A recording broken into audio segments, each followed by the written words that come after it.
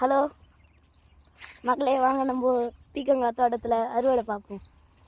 இதை பாருங்க, முத்து முத்தான பீக்கங்காய். இவர் தான் எங்கள் அப்பா. இதை பாருங்க மக்களே, பீக்கங்காய் அப்படியே ஒவ்வொன்றும் காய் சைஸ் சூப்பராக இருக்குங்க.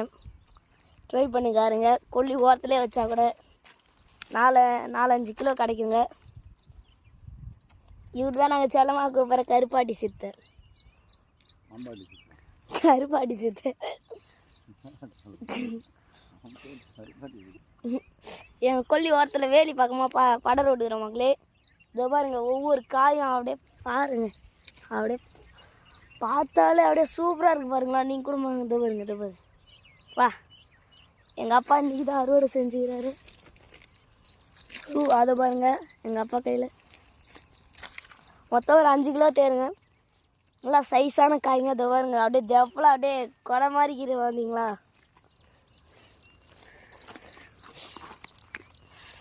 இதை பாருங்க, இந்த கொல்லி ஃபுல்லாக கத்திரிக்காய் ஓரத்தில் தான் மக்கள் எத்திக்கங்க.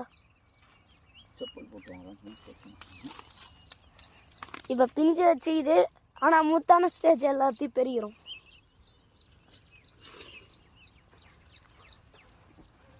இதை பாருங்க, அப்படியே ஒவ்வொன்றும் 2 காயும் அப்படியே முத்து மாதிரி இருக்குது.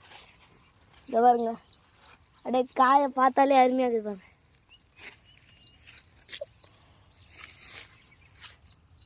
இதை பாருங்க, இதை பாருங்க, காய் ஒவ்வொன்றும் அப்படியே பாருங்க. பார்த்தீங்களா, ஒவ்வொன்றும் 3 அடி 4 அடி சைஸில் இருக்குதுங்க. நீங்களும் போட்டு பார்த்தா நல்லா ட்ரை பண்ணலாம். இந்த பாருங்க, வானவில் சைஸில் ஒன்று அழகாக இருக்குதுல்ல. மார்க்கெட்டுக்கு தான் இதெல்லாம் எடுத்துன்னு போவோம். இது பாருங்க, பீக்கங்காய் தோட்டம். இதெல்லாம் பீக்கங்காயே தோட்டுக்குதுங்க. நல்லா தான். இதை பாருங்க, பீக்கங்காய் அறுவடை செய்கிறாங்க. இப்போ பார்த்தீங்களா, மொத்தம் 4-5 பீக்கங்காய் அப்படியே கையிலே வச்சு இறங்க பாருங்க. வாங்க, சூப்பராக இருக்குதா.